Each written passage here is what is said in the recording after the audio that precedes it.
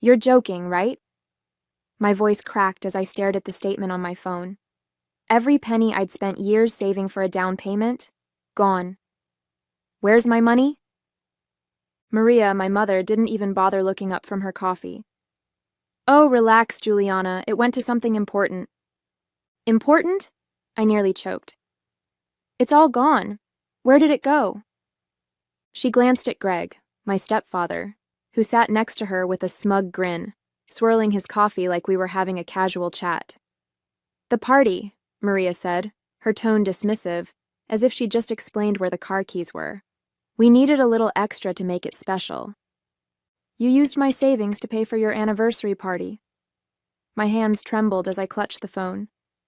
That was for my house. You had no right. Greg chuckled, finally chiming in. We're your parents, he said, leaning back.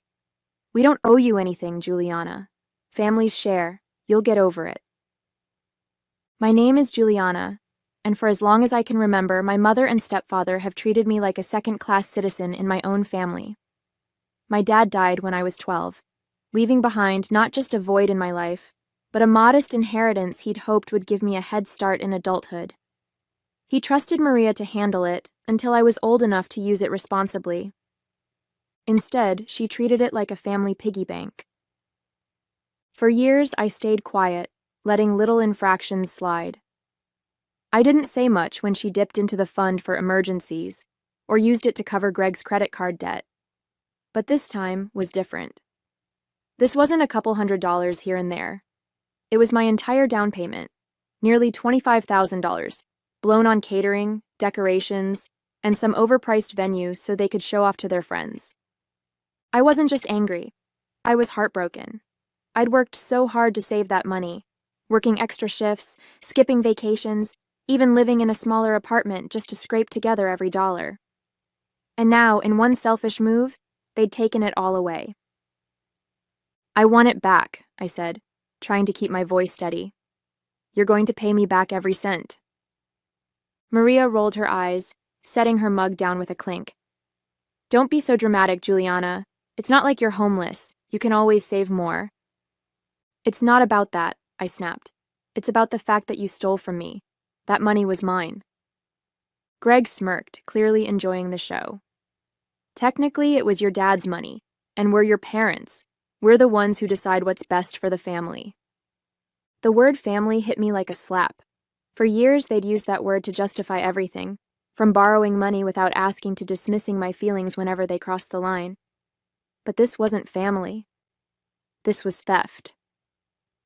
I'm not letting this go, I said, my voice trembling with rage. Do what you have to, Maria said with a shrug, picking up her coffee like she hadn't just ripped my dreams away. But don't expect us to apologize. We did what was necessary. I left their house that day shaking, the air in my lungs thick with frustration. Elena, my best friend, was the first person I called. I spilled the whole story, pacing my tiny apartment as the reality of what had happened sank in. They're unbelievable, she said, her voice full of disbelief. How could they think this is okay? Because they don't care, I said bitterly. They've never cared. As far as they're concerned, I'm just a backup plan, something to use whenever it's convenient. What are you going to do? She asked. I didn't have an answer yet. Part of me wanted to scream at them until they understood how much they'd hurt me. Another part wanted to crawl into bed and pretend none of this was happening. But the strongest part, the part my dad raised to stand up for myself, knew exactly what needed to be done. I'm going to get my money back, I said, my voice firm, even if it means calling the police. By the time I hung up with Elena, my anger had crystallized into determination. I wasn't going to let this slide. Not this time. My parents, no, Maria and Greg, had crossed a line they couldn't uncross, and I was done playing the role of the dutiful daughter who kept quiet for the sake of family. They stole from me.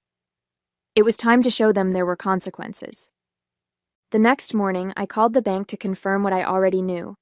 Maria had accessed my savings account using an old joint authorization she'd somehow convinced me to keep years ago. Just in case. She transferred every last penny out 2 weeks before the party, with no intention of telling me. "That's not legal, right?" I asked the bank manager, my voice shaky but firm. "It's a gray area," he admitted, his tone cautious. "Since it was a joint account, she technically had access. But given the circumstances, it's worth pursuing legally, especially if the funds were earmarked for you." "Thank you," I said, jotting down the details he provided. "I'll be in touch." My next call was to Chloe, a lawyer Elena had recommended. Over coffee that afternoon, I explained everything: the savings account, the stolen money, and Maria's unapologetic response. Chloe listened intently, her pen flying across a notepad as I spoke. "This isn't just unethical. It's potentially criminal," she said once I finished. "Even with joint access, there are limits to what she can do with those funds, especially if you can prove they were specifically intended for your use." I nodded, hope flickering to life for the first time since this nightmare began. "So, what's my next step?" "First, we'll file a report with the police to establish a paper trail," she said. "Then we'll draft a formal demand for repayment. If they refuse, and something tells me they will, we can escalate to legal action." The thought of involving the police made my stomach churn. But when I thought about the hours I'd spent working overtime, the vacations I'd skipped, and the sacrifices I'd made to save that money, my resolve hardened. Maria and Greg thought they could walk all over me because I was their daughter. It was time to prove them wrong. Filing the police report was both nerve-wracking and oddly liberating. Sitting across from the officer at the station, I recounted the entire story, showing him copies of the bank statement Chloe had helped me pull together. "So, your stepmother accessed your account without your consent and used the money for personal expenses?"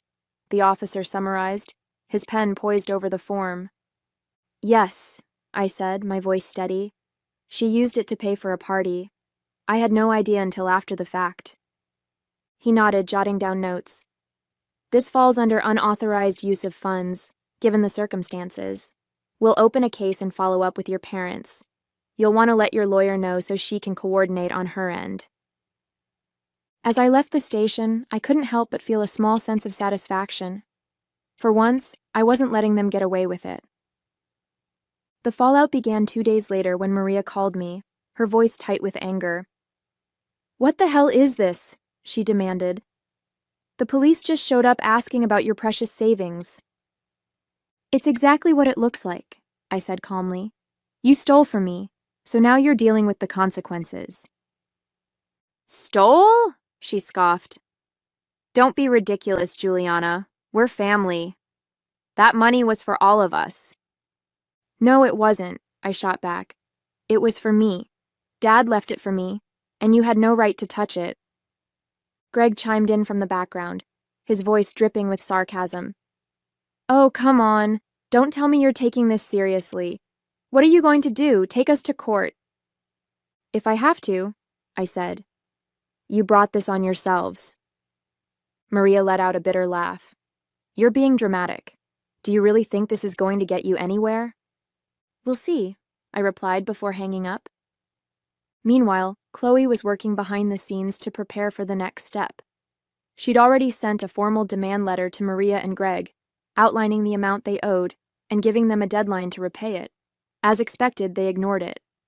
"They're doubling down," Chloe said during one of our meetings, "which is exactly what we want. The more resistant they are, the worse it'll look for them if this goes to court." "And if they refuse altogether?" I asked. "Then we escalate," she said simply. "But don't worry. You're in a strong position. Between the police report, the bank records, and your father's will, we've got more than enough to back up your case." Her confidence bolstered mine. For the first time in years, I felt like I had the upper hand. Maria and Greg had always treated me like I was powerless, but now I was proving that I wasn't. The final straw came when Greg posted a smug photo from their anniversary party on social media, complete with a caption thanking their friends and family for making the night so special. The image of him raising a champagne glass, standing next to Maria in her rented designer dress, made my blood boil. They were still reveling in their victory, blissfully unaware of what was coming next. Enjoy it while it lasts, I muttered to myself, saving the photo as evidence. When I showed it to Chloe later that day, she shook her head, a wry smile tugging at her lips. "They're making this way too easy," she said. "Let's make sure that champagne toast is one they'll never forget." It was a week later when the fallout finally came to a head. I was sitting at my kitchen table, sipping coffee, when my phone buzzed. It was Chloe. "They've been served," she said, her voice crisp with satisfaction. "The demand letter is now officially part of the case file, and the police are following up with a formal notice of investigation." I leaned back, feeling a mix of relief and anticipation. "How do you think they'll react?" "Oh, they'll panic," Chloe said. "And when people panic, they either double down or crumble. Either way, we win." Sure enough, Maria called me later that day, her tone frantic and defensive. "Juliana, what are you doing?" she demanded. "You're really going through with this? You'd put your own family through the legal system over a little misunderstanding?" I took a deep breath, keeping my voice calm. "This wasn't a misunderstanding, Maria. You stole from me. And if you thought I'd just let it slide, you were wrong." "We didn't steal," she shouted. "We borrowed. It was for the party. You should be proud we could celebrate as a family." I couldn't help but laugh, the sound bitter and sharp. "Celebrate? You mean flaunt my money in front of your friends, while I'm stuck scrambling to rebuild my savings? No, Maria. That's not family. That's selfishness." Greg grabbed the phone from her, his voice oozing with condescension. "You're blowing this out of proportion, kiddo. Nobody's going to side with you on this. We're your parents. We've sacrificed for you. Don't you think you owe us a little gratitude?" "Gratitude?" My voice cracked, anger bubbling to the surface.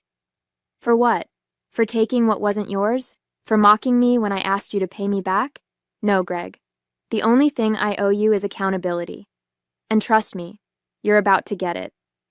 That evening, the police knocked on their door. Chloe had warned me not to expect fireworks. It wasn't an arrest, just a formal inquiry. But I couldn't help imagining their faces as the officers explained the seriousness of the situation.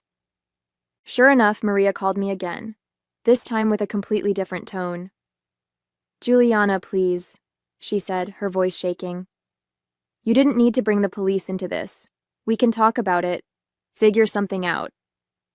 "We tried talking," I reminded her. "You laughed in my face and told me to get over it. Now it's out of my hands." Her voice cracked. "This could ruin us. Do you really want to do that to your own mother?" The irony of her words hit me like a slap. Your own mother. As if she hadn't already ruined the trust between us. As if her actions didn't scream that she cared more about appearances than about me. "I didn't do this to you," I said quietly. "You did it to yourself." A week later, we were sitting across from each other at a mediation table. Chloe sat by my side, her presence steady and reassuring, while Maria and Greg fidgeted in their chairs. They looked different now, less smug, more uncertain. The reality of their situation was finally sinking in. The mediator, a calm, middle-aged man with glasses, cleared his throat. "We're here to discuss the unauthorized use of Juliana's savings account and determine an appropriate resolution. Juliana, would you like to begin?" I nodded, my voice steady as I laid out the facts. That money was meant for my down payment on a house. I spent years saving it. Maria and Greg emptied the account without my knowledge and used it to pay for a party. When I asked them to pay me back, they refused and mocked me. "I'm here to get what's mine." Maria tried to interrupt, but the mediator held up a hand. "You'll have your turn, Mrs. Grant." She sank back in her chair, her face tight with anger. When it was her turn to speak, Maria's voice was shaky but defensive. "We didn't mean any harm. We thought it was better for the family to celebrate. Juliana's young. She has time to save more. We didn't realize she'd take it this far." "You didn't realize?" Chloe cut in, her voice sharp. "You drained her account without permission and then dismissed her concerns. That's not a misunderstanding. That's theft." Greg opened his mouth to argue, but one look from the mediator silenced him. "Let's stick to the facts," the mediator said, Based on the evidence, it's clear the funds were intended for Juliana's use. Mrs. Grant, Mr. Grant, you have two options. Repay the full amount immediately, or face a civil suit, potentially accompanied by criminal charges. Maria's face turned red, her composure cracking. We don't have that kind of money lying around, she snapped. We spent it on the party. Then you'll need to figure out a way to repay her, the mediator said firmly. Otherwise, we proceed with legal action. For a moment there was silence. Then Greg leaned forward, his voice low. What if we agree to a payment plan? Chloe raised an eyebrow. That's a start, she said. But Juliana has the final say. I looked at them, seeing not the untouchable figures of authority they'd always tried to be, but two flawed, selfish people scrambling to avoid the consequences of their actions. A payment plan is fine, I said finally. But I want it in writing, and if you miss even one payment, the deal's off. They nodded reluctantly, their bravado completely gone. As we left the mediation room, Chloe put a hand on my shoulder. You did good, she said. They won't forget this. Neither would I. The mediation agreement was signed that same day, and as I walked out of the building, I felt a weight lift off my chest. It wasn't just about the money anymore, though getting it back was a relief. It was about standing up for myself. For years, I'd let Maria and Greg take advantage of me, convincing myself that it was easier to stay silent. But not this time. This time, I'd made them face the consequences, and they couldn't wriggle out of it. Chloe met me at the door, holding a copy of the agreement. They'll be making monthly payments directly into your account, she said, giving me a proud smile. If they so much as miss one, we're ready to file a lawsuit. Thanks for everything, Chloe, I said. I couldn't have done this without you. You did the hard part, she replied. I just made sure the system worked for you. The first payment came through a week later, and while it wasn't the full amount, seeing even a fraction of my savings back in my account was like a balm for my anger. Elena came over that evening to celebrate, bringing takeout and a bottle of wine. To never letting anyone walk all over you again, she said, raising her glass. To finally standing up for myself, I replied, clinking mine against hers. As we talked, I realized how much had changed in the past few weeks. For so long, I'd put Maria and Greg's needs ahead of my own, convincing myself that family obligations outweighed my feelings. But this experience had shown me that boundaries weren't just important, they were necessary. If I didn't protect my own interests, no one else would. Maria called a few days later, her tone hesitant and unusually subdued. Juliana, I wanted to check in, she said, as if we hadn't just been through a legal battle. I let her words hang in the air for a moment before replying. Is this about the payments? I asked, keeping my voice neutral. No, she said quickly. I just wanted to see how you're doing. I didn't believe her for a second. She wasn't calling out of concern. She was calling because she didn't know how to handle the new dynamic between us. For the first time, she couldn't guilt or manipulate me into giving her what she wanted. I'm doing fine, I said, and I expect the next payment on time. There was a pause, and then she sighed. We're family, Juliana. I hope one day you can forgive us. I didn't respond to that. Forgiveness was a long way off, and it wasn't something she could demand just because it suited her. I have to go, I said, ending the call before she could say anything else. Over the next few weeks, I started to rebuild, not just my savings, but my sense of self. I adjusted my budget, picked up a few extra shifts, and focused on the future. The dream of buying my own home was still alive, and while Maria and Greg's payments weren't enough to cover everything, they were a start. Every time a payment hit my account, it felt like a small victory, a reminder that I had taken control of my life. It wasn't about revenge. It was about justice, about proving to myself that I was stronger than the people who had tried to take advantage of me. And I was. Months later, as I scrolled through real estate listings, I felt a flicker of hope I hadn't allowed myself to feel in a long time. The savings were growing steadily, partly from my own hard work, partly from Maria and Greg's payments. While the process was slower than I'd planned, the goal of buying my own home was back within reach. I smiled as I bookmarked a listing for a small but charming house on the outskirts of town. It wasn't extravagant, but it was mine, or at least it would be soon. And this time, no one would take it away from me. Maria and Greg continued their payments, though not without the occasional grumble. They'd tried to negotiate for lower amounts, citing financial strain, but Chloe had shut them down each time. The terms were clear, and any deviation would result in immediate legal action. They had no choice but to comply. I didn't hear from them often, which was fine by me. When Maria did call, it was usually under the guise of checking in, though her real motive was always clear. "We've learned our lesson," she said during one call, her voice strained. "I hope we can move past this someday." I didn't bother sugarcoating my response. "Moving past this starts with you taking responsibility, Maria, and that means finishing what you started." There was silence on the other end before she muttered a curt goodbye. I hung up, feeling no guilt. For the first time, I wasn't bending over backward to make someone else feel better at my expense. It was freeing. Elena and I celebrated my progress one evening over dinner. As we clinked glasses, she said, "You know, I've never seen you like this, so confident. It looks good on you." "Thanks," I said, smiling. "I guess I finally realized that standing up for myself doesn't make me a bad person. It just makes me... me." "And you are pretty awesome," she said with a wink. We laughed, and for the first time in years, I felt like I was exactly where I was supposed to be. The betrayal, the anger, the fight, it had all been worth it, not just to reclaim my savings, but to reclaim my self-respect.